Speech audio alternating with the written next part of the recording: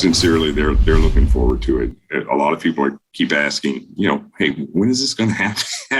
The Vancouver Police Department is moving forward with a second test of body-worn cameras and car cameras. It's the next step in their years-long process to get body cameras on their officers. Katu's Eric Mock joins us live now from Vancouver with this story. And Eric, what will this test look like? It's going to start off with just a handful of officers, just 5 to be exact. Now, they've been going through this process of getting body cameras for officers since 2019 here, but Vancouver police leaders tell me that this second test of this equipment is a good sign that they could finally be close to rolling it out for the entire department. There's never been a greater cry for transparency than now. Which is why Vancouver Police Assistant Chief Troy Price says they're moving ahead with a second test of body and car cameras for their officers. Something he says they want to use. So the officers, they welcome it because they want the public to see how we do the job that they're paying us to do. The process, though, has been slow going. They started looking at vendors for body cameras back in 2019. After Vancouver Police was involved in 4 officer-involved shootings in just a 4-week period. And after pandemic-related delays, started their first test of cameras at the end of last year. He said they learned from that first test they needed to rework their request for proposals. There was some language that we needed to have in there that would allow us to access some federal funding. Because as you know, these programs aren't very cheap. Now that they've done that, he says they'll be able to get a $1.5 million federal grant this fall, which would pay for at least a year of operating the cameras. For this second test, just 5 officers and 5 of their patrol cars will be outfitted for the next 30 to 60 days. And if this second test goes well, Price says it won't be long after that before all their officers will be wearing them. We're hoping for sometime at end of Q3, maybe beginning of Q4 this year. And just realizing that, we're not in the same place we were a few years ago. Housing crisis now, and the tenant rights groups are extremely worried about what's to come.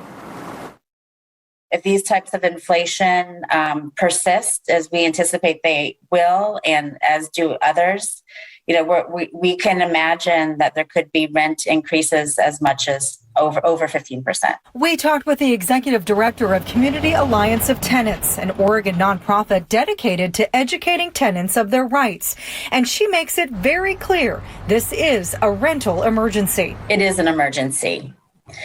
And it's especially an emergency for our low-income households and has been for decades. But it's even more critical now. And we see it, you see it in the visible houselessness around us. Every September, the state of Oregon releases the Consumer Price Index, which factors into the formula of how much landlords can raise rent for a 12-month period.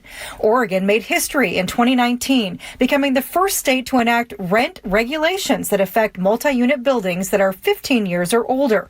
Legally, landlords can't raise rent by more than 7% plus inflation. And that right now is key. Last September, it was 2.9%. Experts predict that number will be closer to 8 or 9% in just a few months. When you're looking at increases of, across the board of 15 to 18% for water, yard care, utilities, appliances, installation maintenance costs, every time a vendor goes out, there's a trip charge, a gas charge.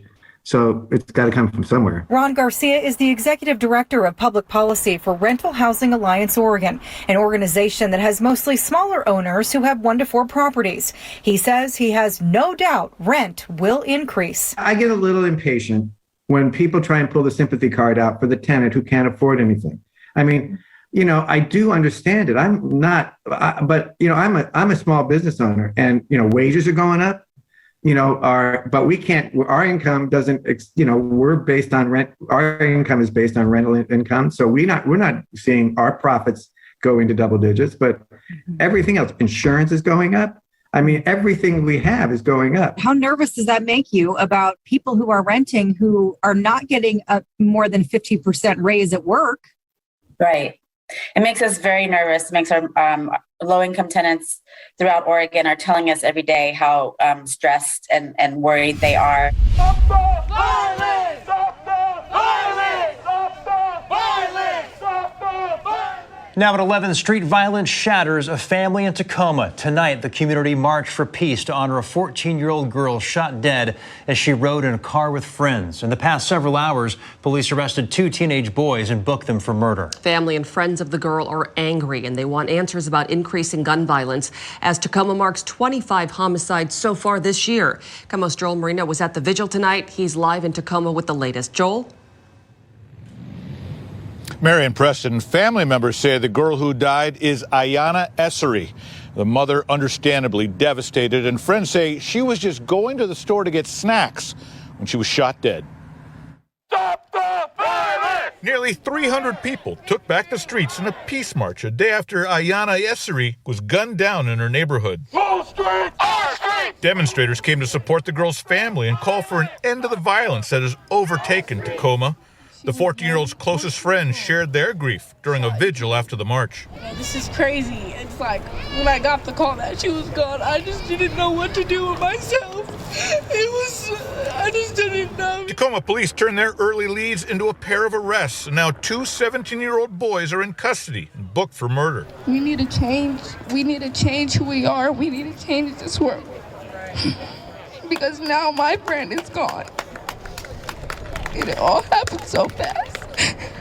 Investigators say they believe the car Ayanna was in was intentionally targeted, but they have not shared any possible motives. Friends railed against the city's gang violence, saying Ayanna always steered clear of trouble. She wasn't a part of none of this. She was peaceful. She was spiritual. She's talking about going to church. Like, what is this? Ayanna's mother appeared to go through a range of emotions as she listened to each speaker, and those around her tried to offer some comfort. This mama's hurting right now. She's in pain. And the only one she wants back right now is her baby.